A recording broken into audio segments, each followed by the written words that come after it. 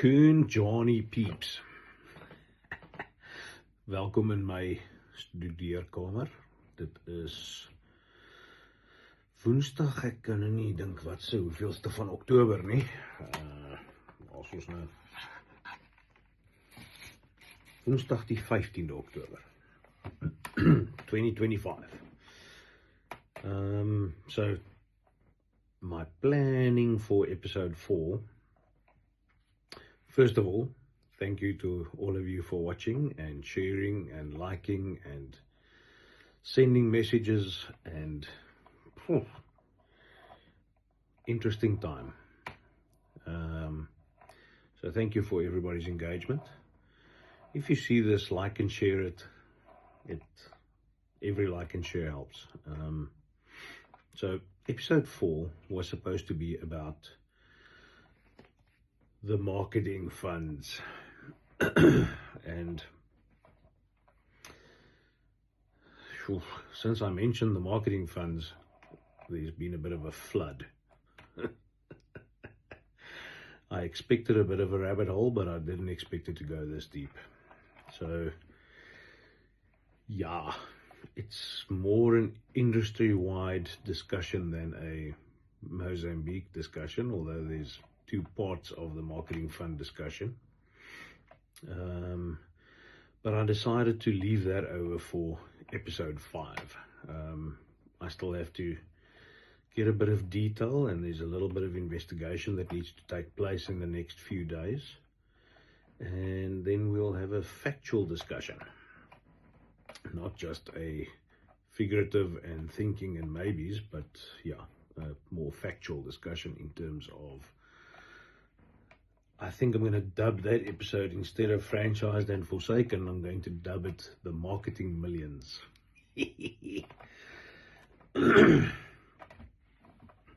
It's rough. Guys, it is a lot of money.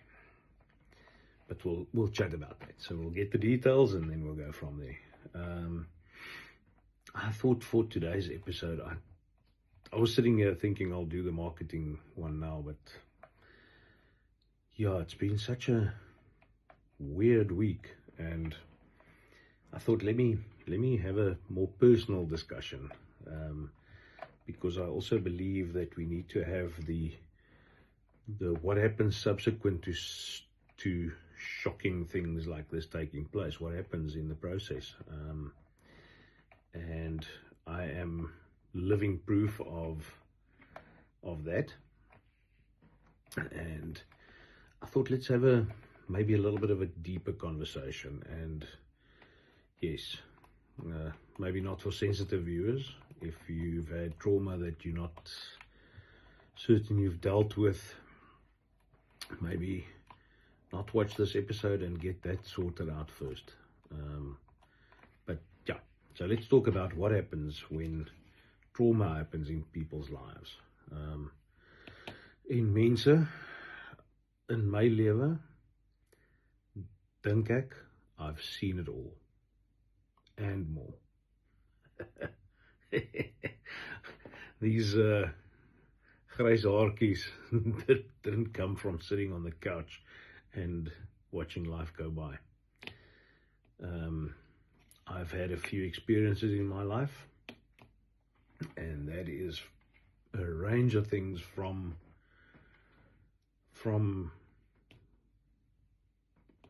house robbery to hijacking to business robberies to personal traumas. I've pretty much seen a lot of things in my life. And something like that, at some stage, it gets to your mental health side. And us men, we think we are made out of steel and concrete, and we're not really. And somewhere along the line, something breaks, and that tends to affect the people closest to you. And I've been on a proper mental health journey the past few months, and that ranged from sielkundiges, psigiaters, al daai, en dit was in my wêreld 'n actual positive journey. As jy vir my 'n paar maande terug gevra het, sou ek omgegee het om te lewe of nie, dan sou ek gesê het, nee, ek's pretty much okay om uit te tap. En somehow het dit nie gebeur nie. En daai saving van my het beteken daar's iets groter wat moet gebeur. Maar ek dink wanneer dit kom by mental health, moet 'n mens verstaan dat op die punt waar ek daar gekom het, was dit, het 'n mens 'n ding in jou kop wat vra, is ek 'n coward? Or am I being a hero? Will I save the world from me being here? Or am I tapping out on what weighs too heavy on my shoulders? And I came to the conclusion that it's actually a very courageous thing to do, because I can tell you're pretty much shit scared the few minutes before you decide that something like that will happen. I'm sure you guys know what I'm referring to. I'm going to mention it because then videos get blocked and all that. But anywho, I went through this battle, but I could only make it there if it was by the support of my wife and my children.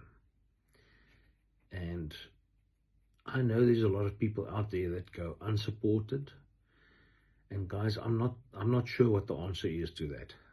I don't know how to answer you on that, but what I can tell you is that the support that I received from my wife and my kids is pretty much what still kept me standing, and got me to a point where I realized that if they are the only ones that I'm fighting for, it's worth the fight.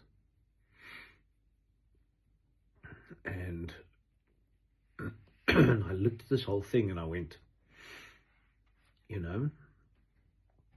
if I had to die for what I live for or believe in, and something happened like this, traumatic experience, and you get to a stage where you think, nah, it's the end for me. I made a decision there one night where I said that I will not be unalived by somebody that never placed a hand on me. Meaning that someone else's actions will not result in me not being here unless they decided to pick up a gun and shoot me, or break my legs, or throw me off a bridge, whatever.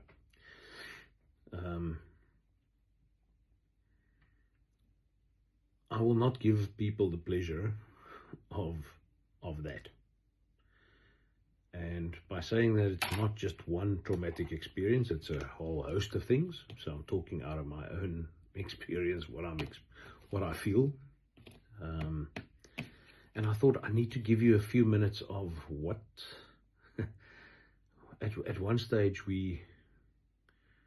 Friedel and I sat and she said to me that one of the things that she battles the most with is the uncertainty with dealing with me that's got this whole mental health thing going down. And guys, can I tell you, my draadjies, my wires are properly crossed. So I get an anxiety attack, then it looks like I'm dying. I can not sleep for 3 days and then sleep 1 hour and not for 3 days again. So dealing with me on any good day before this mental health thing was a challenge. So in saying that, I'm not a saint. I'm a handful, and I've always been. And Yes, so dealing with handful Dwayne on a good day, and dealing with handful depressed anxiety Dwayne, that takes some doing.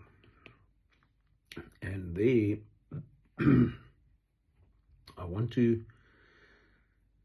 I think my wife knows that I'm thankful, because if it wasn't for her and the kids, I think there wouldn't be any reason to do what I do. But yeah, but the one thing that she asked at one stage was, she's not sure how to deal with me. And I said to her that it's a difficult question. Even I can't answer that because I don't know how to deal with me. It's a learning curve that I'm still busy dealing with, and she's dealing with it, and it affects our children. It affects, because it affects a lot of things, guys. If somebody says to you that they don't feel up to doing something, it's literally that. You some days just don't know how to lift your head off the pillow. I can find myself procrastinating for 2 or 3 hours.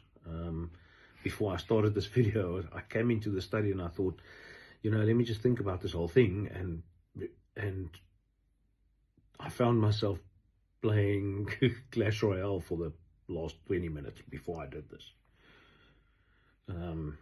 So it's a pretty little disabling thing that happens to people if you are in this headspace. And it's difficult for people around us to understand that, because my hands are working, my legs are working, alles beweeg, but inside here the fucking wires are going like this. And if you see somebody that's got a disability in terms of not being able to walk, you can actually see it. You see, hey, this guy's disabled, it is what it is. But mental health seems to be something that people cannot see and they don't understand.